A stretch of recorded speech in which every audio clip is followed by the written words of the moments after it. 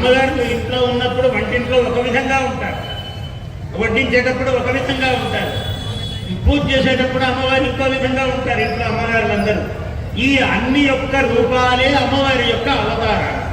అదే రూపాలే మనం అమ్మవారిని పూజిస్తున్నాం. అమ్మవార్లకు ప్రతీకలే శ్రీమూర్తులందరూ కూడా. అందరూ మగవాళ్ళందరూ కూడా ఆడవాళ్లకు పూజ చేయవలసిందే. కుమారి పూజ అన్నారు. చిన్న పిల్లలకు కాబట్టి పూజ చేస్తారు. మామూలుగా అమ్మగారు అందరూ పూజ చేయవలసిందే. ఎందుకంటే ఎప్పుడూ బంగారు ఆభరణాలతో వెలుగుతూ ఉండాలి అమ్మవారిలో అన్నారు. చాలా మంచి మాట, మీ అందరికీ ఇష్టమైన. చూసారా, ఎప్పుడు బంగారు ఆభరణం లేకుండా స్త్రీ ఎప్పుడు ఉండకూడదు అన్నారు. మగవాడు కూడా ఉండకూడదు అన్నారు. కానీ వాడికి ఏదో చిన్నది ఉంటే చాలు, పెద్ద అంతకన్నా. ఇప్పుడు ఇక్కడి నుంచి ఇక్కడికి ఇక్కడికి ఒక హారము, మళ్ళీ ఇక్కడికి నెక్లెస్ అన్నారు, మళ్ళీ దానికి కిందికి ఒకటి, మళ్ళీ ఇక్కడికి ఒకటి, ఇట్లా 7 వారాల నగలు చెప్పారు. ఎంత గొప్ప విషయం అండి. మగవాళ్ళకి అన్ని పనులు దీనివల్లనే. కాబట్టి అన్ని పగలు రాత్రి శ్రమపడి 7 వారాల నగలు తెచ్చి పెట్టాలి. పెడితే అమ్మవారు సంతోషిస్తుంది. ఈ అమ్మవారైనా అమ్మవారైనా ఒకటే. ఇంట్లో అమ్మవారులందరూ ఆనందిస్తేనే మీకు యోగము భోగము యోగ్యత అన్నీ కూడా ఇహము పరము మోక్షము. అందువల్ల మంచి చీరలు, మంచి వస్త్రాలు, ఎంత గొప్పదైనా ధరించిన వస్తువుకు మళ్ళీ ధరించరాదు. పట్టు చీరే కానీ అసలు ఇది ఎంత మంచి మాట, అన్నింటికన్నా గొప్ప మాట. అసలు అంటే నాకు తెలియకుండా అమ్మగారు ఇక్కడ కూర్చునేటప్పుడు అలా వస్తుంది. అమ్మవారు అట్లా ఇస్తాం.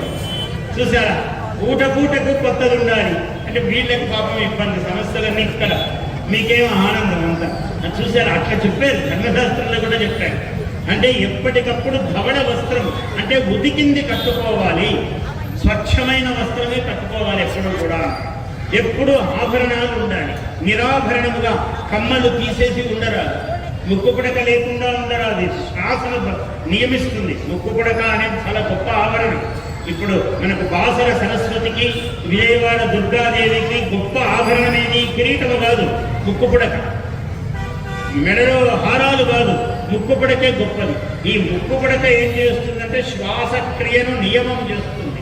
మనం రోజుకు ఎన్ని శ్వాసలు తీస్తామో దీన్ని బట్టి మన ఆయుర్దాయం ఉంటుంది.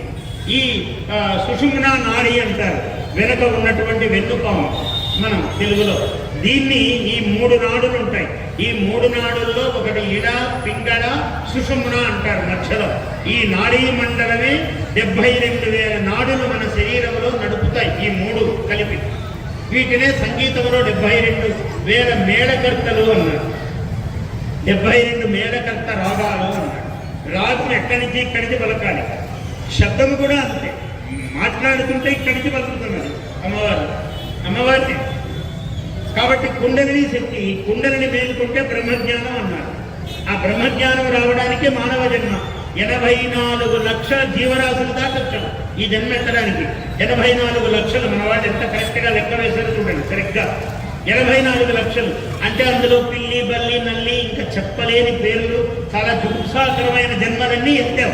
పుట్టడం పోవటం ఇలా 84 లక్షలు అయిపోయాక గోజన్మ ఎత్తి తర్వాత మానవ జన్మ. ఈ మానవ జన్మలో కోటాను ఇన్ని లక్షల జన్మలు దాటుకొని వచ్చిన మానవ జన్మ మళ్ళీ వెనుకపోతే 84 లక్షల్లో ఎక్కడ పడతామో తెలియదు. అందువల్ల పడకుండా ఉండేదానికి మనం అమ్మవారిని పెట్టుకుంటున్నాం, పూజలు చేస్తున్నాం, పురస్కారాలు అన్నీ అందిస్తున్నాం, కుంకుమార్చనలు చేస్తున్నాం. ఇవన్నీ ఎందుకు? తరించడం కోసం. వీటి వల్లనే తరిస్తాం మనం. Please subscribe to our YouTube channel. Like and share this video.